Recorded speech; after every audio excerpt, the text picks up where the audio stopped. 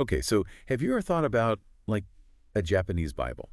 A foundational text that maybe most people haven't really read. That's kind of what we're talking about today with the Kojiki. Exactly. It's a fascinating text. Today we're really going to dive deep into it, where it came from, the key stories, and, why it's still pretty significant. You can think of it as Japan's own Once Upon a Time, Yeah. really.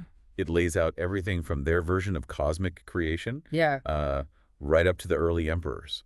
Yeah, it functions in a similar way to, say, the Bible in Jewish and Christian cultures or the Quran for Islam. It provides that sort of foundational narrative for national identity. And how's it structured? It's not just one long story, is it? No, not at all. It's actually in three books. The first one, the upper book, that's all about the gods, the mythology, pure myth time. Okay. Then the middle book shifts to the stories of the first emperors, sort of semi-mythical figures, and the lower book takes us closer to recorded history, ending around Empress Suiko's reign. So quite a sweep of time. From creation to, what, the 33rd emperor? That's right. It covers this huge span. And when you read it, you kind of see echoes of other mythologies, don't you? Like creation stories, big families of gods. Oh, definitely. You see parallels everywhere. Creation, pantheons like the Greeks or Egyptians, even the idea of divine rulers like you find in the Hebrew Bible. But the Kojiki is very clearly polytheistic. Loads of gods. Absolutely. It's teeming with kami, with deities. I mean, countless gods representing everything imaginable. Prepare yourself. There are a lot of names. Many just pop up once or twice. And the stories can be, well, surprising. Maybe even a bit shocking sometimes. They definitely can be. Complex, unexpected, sometimes quite raw. Okay, so for this deep dive, we're going to focus on book one, right? The core stuff creation of Japan, the main gods showing up. That's the plan. Let's unpack the very beginning, the creation part. How does it start? Is it like in the beginning? Well, yes and no. It's different from, say, Genesis, where God creates the world first. In the Kojiki, the world, or maybe chaos, sort of exists first. Then the gods emerge from it. Huh. So divinity arises naturally from the primordial state, not imposed. Exactly. It's an unfolding, not a singular act of creation ex nihilo. And these first gods, the first five, they're really abstract, solitary, no gender, almost like principles. Like order or something like that. Kind of, yeah. Very nebulous concepts taking form. Then, after them, you get five pairs of male and female deities.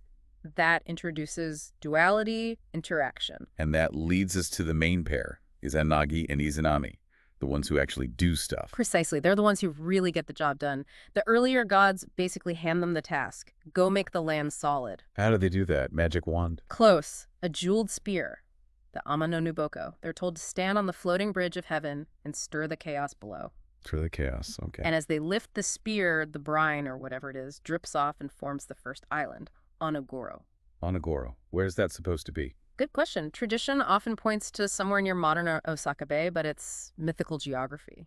Right, so they have an island. What next? Build a house. They erect a heavenly pillar first, Aminami Hashira, kind of like establishing a connection point between heaven and this new earth, a cosmic axis. Okay, pillar up. Yeah. Then, babies. Well, they try, but here's where it gets a bit awkward, almost funny. Their first attempt at procreation doesn't work out. How so? Because Izanami, the female deity, speaks first during their ritual circling of the pillar. And apparently that's a no-no. She spoke first, and Yeah. that messed things up. Yeah, the offspring they produced were imperfect, deformed even, like a leech child. So the protocol was wrong. Wow. So even gods have rules for this stuff. Seems so. The heavenly deities basically tell them, you messed up, the man needs to speak first. Which, tells you something about the patriarchal assumptions in the text. Right, so take two. Take two. Izanagi speaks first this time, and now it works. They successfully start creating the main islands of Japan. Which one's first? Starts with Waji, then Shikoku, and eventually the other major ones like Kyushu and the big one, Honshu. Okay. They call this collection Yashimakuni, the 8 Great Islands. But wait, 8? What about Hokkaido? Or Okinawa? Good point. They aren't part of this initial 8. It shows how the geographical concept of Japan in these early myths was centered on those core islands. Gotcha. So, islands made. Mm-hmm. Check. What about everything else? Trees, mountains, rivers. That comes next. Izanami starts giving birth to tons of other deities. Kami of mountains, sea, wind, trees, you name it. Reflects that Shinto idea of kami being in everything. It's like the whole world is coming alive with divinity. Exactly. But then Tragedy strikes. Uh-oh. During the birth of the fire god, Kagutsuchi, well, being born of fire, Uh-huh. it fatally injures Izanami. Oh, no. She dies. The goddess dies. She dies from the burns, yes. And she descends to Yomi no Kuni, the land of the dead, is a huge turning point. It introduces death, even for the divine creators. Wow. So Izanagi must be devastated. Completely grief-stricken, and he does what many mythical heroes do. He decides to go down to Yomi to get her back. Like Orpheus going to the underworld. A very similar motif, yeah. And this journey establishes the Kojiki's view of the cosmos. Takamagahara, the high plane of heaven where gods live, the Middle Earth, Ashihara no Nakatsukuni, where we are, and Yomi, the polluted land of the dead below. 3 tiers. Mm. Makes sense. So he gets to Yomi. He does. He finds Izanami, but there's a catch. She tells him, "It's too late. I've eaten the food of Yomi." The food of the underworld. Mm. That always seals the deal, doesn't it? It seems to bind her there, yes. And she makes him promise not to look at her because she's defiled, changed. And does he promise? He promises. But he can't resist. Maybe grief, maybe doubt, who knows. He breaks off a tooth from his comb, lights it like a torch, and looks. Oh, Izanagi, no. What does he see? It's horrifying. Her body is decaying, maggots crawling. It's the gruesome reality of death and decomposition, not the beautiful goddess he knew. Yikes. Okay, that's got to be traumatic. He's terrified. He turns and runs, and Izanami is absolutely enraged. "You broke your promise! You shamed me!" So she chases him, or sends things after him. Both. She sends the ugly hags of Yomi and other terrifying underworld beings after him. It's a desperate escape scene. How does he get away? He starts throwing things behind him. First, his headdress, which turns into grapes. The hags stop to eat them. Grapes. Okay. Resourceful. Then he throws his comb, which sprouts into bamboo shoots, delaying them again. It shows this magical transformative power in everyday objects. Right. And then, fascinatingly, he grabs some peaches that are growing nearby and throws them at his pursuers.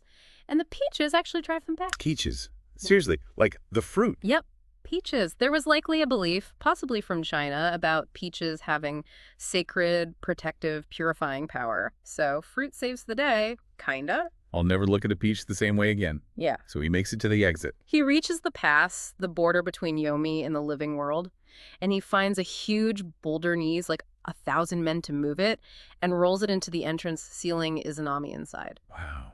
Trapping her in the underworld. That's harsh. It's final. The separation between life and death is made absolute. They have one last bitter exchange through the rock. What do they say? Izanami, full of rage, screams a curse. "Because you did this, I will kill 1,000 people in your land every day." Whoa. That's dark. The origin of daily death. Essentially, yes. But Izanagi yells back, defiant, "If you do that, I will ensure that 1,500 people are born every day." So life will always outpace death. That's the mythical explanation offered here for the cycle of life and death, a cosmic balance born from this divine breakup. Man, that's intense. Okay, so he's back in the world of the living, but he's been to Yomi. He must be unclean. Exactly. He's contaminated by the pollution of death, so he needs to perform a purification ritual, misogi. He bathes in a river. Makes sense. Got to wash out the underworld vibes. And this purification itself is incredibly creative. As he washes and as he discards his staff and clothes, more kami, more deities are born from them. Just like that. Spontaneously. Spontaneously. Cleansing equals creation here. But the most important births happen when he washes his face. Okay. From his left eye, Amaterasu Omikami, the sun goddess, is born radiant, brilliant. Amaterasu. Get a big one. The big one. From his right eye, Tsukuyomi no Mikoto, the moon god. Sun and moon. Nice symmetry. And from his nose, Takehaya Susanoo no Mikoto, the storm god. Susanoo, right? Yeah. Sun, moon, storm. These are the 3 precious children. Mihashira no Uzunomiko, yes.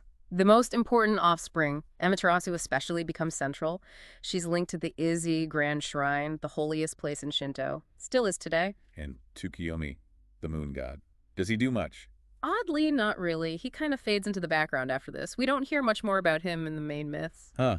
Poor moon god. But Susanoo, the storm god, I have a feeling he's going to cause trouble. You have a good feeling. He's powerful, but also volatile and disruptive. So Izanagi has these 3 amazing kids. Does he give them jobs? Like, you rule this, you rule that? He does. He gives Amaterasu dominion over Takamagahara, the high plane of heaven. She gets the top job. Queen of heaven, basically. Essentially. Tsukuyomi gets the realm of the night. And Susanoo is assigned rulership over the seas. Okay, seems fair. Sun, night, sea. Does Suzuno like his job? Not one bit. He apparently just cries and wails constantly, letting his domain go wild. He says he wants to go see his mother, Izanami. In Yomi, the land of the dead. Exactly. He misses his mom, basically, and wants to abandon his post and go to the underworld, which causes destruction through his neglect and, divine temper tantrums. Izanagi must be thrilled. Not quite. He gets really fed up with Suzuno's behavior and finally just banishes him, kicks him out. Banished from where? Not heaven, he rules the sea. Well, banished from his presence, maybe from his duties. The text implies he's cast out, maybe towards the earthly realm or just away. But Suzuno doesn't just leave quietly. Oh, what does he do? He says, okay, before I go, I want to say goodbye to my sister, Amaterasu, up in heaven. And Amaterasu hears her troublemaker brother is coming. She must be suspicious, right? Totally suspicious. She arms herself, thinking he's coming to steal her kingdom. Big family drama brewing. So how do they resolve this? Does he convince her he's sincere? They agree to perform a ritual pledge, a nuke, to prove his intentions. It's a bit complicated, but basically involves them chewing up parts of each other's possessions, his sword, her jewels, and spitting out new gods. Chewing jewels and swords, okay. Well, symbolically, perhaps. The idea is if male gods are born from her jewels, he's sincere. If female gods are born from his sword, he's got hostile intent. What happens? Gods are born from both. It's sort of ambiguous, but Amaterasu declares he won the pledge based on the gods born from her items. So, okay, maybe he's sincere. Phew. Crisis averted. Not quite. Winning seems to go to Suzuno's head. He then goes on a rampage in heaven. Oh, come on. What does he do now? He destroys the divisions between Amaterasu's sacred rice paddies, fills in the irrigation ditches, then defecates in the sacred hall where the harvest festival feast is prepared. Wow. That's beyond disrespectful. Divine vandalism. It's outrageous behavior, but the absolute final straw is truly horrific. Worse than that. Yes. He takes a horse, flays it alive backwards, a really bad omen, and throws the carcass through the roof of the sacred weaving hall where Amaterasu's attendants are weaving. Throws a flayed horse. That's horrific. It is.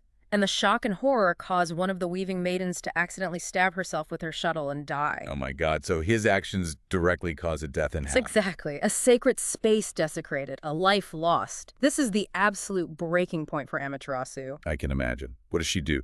Confront him? Fight him? No, she's utterly distraught, maybe frightened, maybe disgusted. She retreats. She hides herself away in the Eima no Iwato, the heavenly rock cave. The sun goddess hides in a cave. Yes, and seals the entrance behind her. So, no sun. No sun. Total darkness falls over both heaven and earth.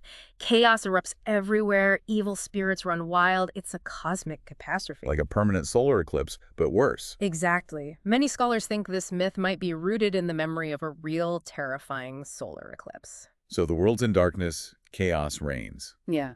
The other gods must be panicking. Oh, big time. All the 8 million kami gather by the tranquil river of heaven to figure out what to do. How do we get the sun back? Who comes up with the plan? Omoi-kan, the god of wisdom and planning. He hatches a scheme. Which is? Basically, throw a massive party outside the cave, make a huge ruckus, lots of noise, lots of laughter. The idea is to make Amaterasu so curious about why everyone's celebrating when the world is dark that she'll peek out. A party to lure the sun out. Okay, I like it. Does it work? It involves several steps. They gather roosters to crow, forge a giant mirror. The Yata no Kagami makes sacred offerings. But the key part is the entertainment. Who's the performer? Amino Uzume, the goddess of dawn and revelry. She overturns a tub, jumps on top, and starts, well, dancing. And it's described as a pretty wild, provocative, even partially nude dance. She exposes herself, and all the gods just roar with laughter. Yeah, a divine burlesque show. Something like that. The sheer volume of divine laughter shakes the heavens. And inside the cave, Amaterasu hears it and thinks, what is going on? I thought everyone would be sad and scared because I'm gone. Curiosity gets the better of her. Exactly. She cracks open the cave door just a tiny bit and asks, why are you all laughing? And what do they say? Ameno Uzume says, we're celebrating because we have found a goddess even more beautiful and radiant than you. And at that moment, they hold up the giant mirror they made. Ah, so she sees her own reflection. Yes. Startled by this other radiant goddess, her own reflection, she leans further out of the cave. And then? Quick as a flash, Amino Tajikaro, a god famous for his incredible strength, grabs her hand and pulls her all the way out of the cave. He pulls the sun out. Nice teamwork. Definitely. And immediately, another god stretches a shimanawa, a sacred straw rope, across the cave entrance behind her, saying, you can't go back in there. And light returns to the world. Light and order are restored. Big sigh of relief from all the commies. Amazing story. But what about Susanoo, the cause of all this? Does he get away with it? Absolutely not. Once Amaterasu is back, the gods deal with Susanoo. They impose punishments, shave his beard, pull out his fingernails and toenails, symbolic stuff, and then formally banish him from the high plane of heaven for good. Finally exile. Yeah. Serves him right. Okay, wow. What a sequence of events. It really is.